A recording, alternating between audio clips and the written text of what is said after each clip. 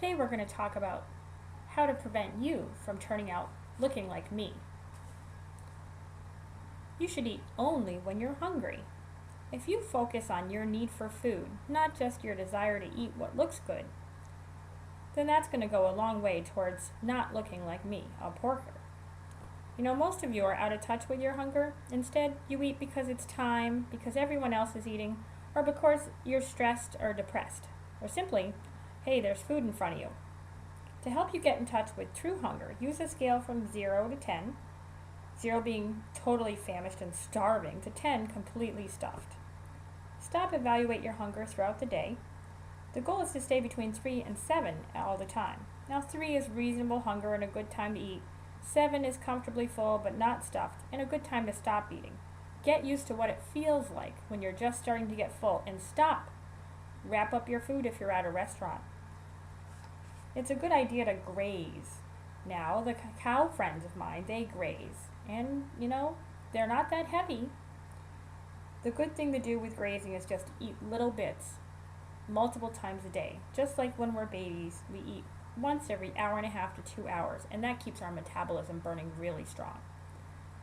At first, you can start grazing on just nuts and fruits and seeds and even chocolate for that matter, just to get your body into the habit of knowing that it's going to get what it needs when it needs it. Otherwise, your body's going to go into starvation mode and it doesn't know when it's going to get the food it needs and the vitamins and minerals it needs, and it's going to store everything, and then you're going to look like me.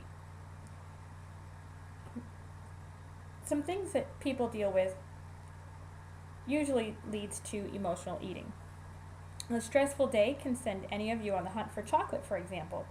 But if you regularly reach for ice cream, cookies, or cake when you're upset, it may have nothing to do with the lack of willpower.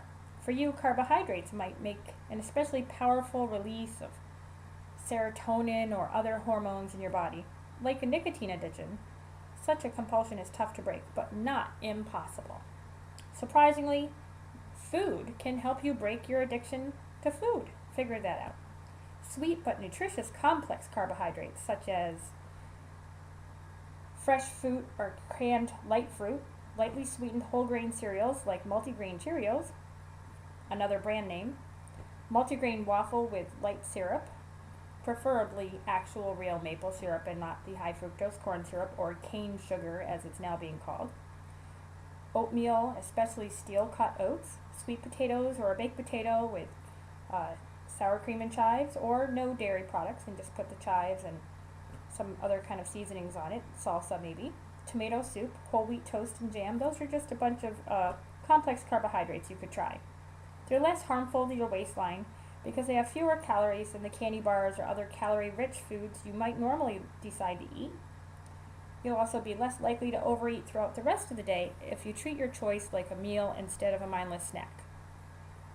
Find a place away from your office or away from whatever is upsetting you and sit down and slowly enjoy your food. Don't just put your face in a trough and suck it all down. Remember that if you deprive yourself, you'll have forbidden fruit syndrome. When you tell yourself you can't have something, you immediately focus your attention on what you can't have, and then your desire goes higher and higher to want that until you lose control. That's a bad idea.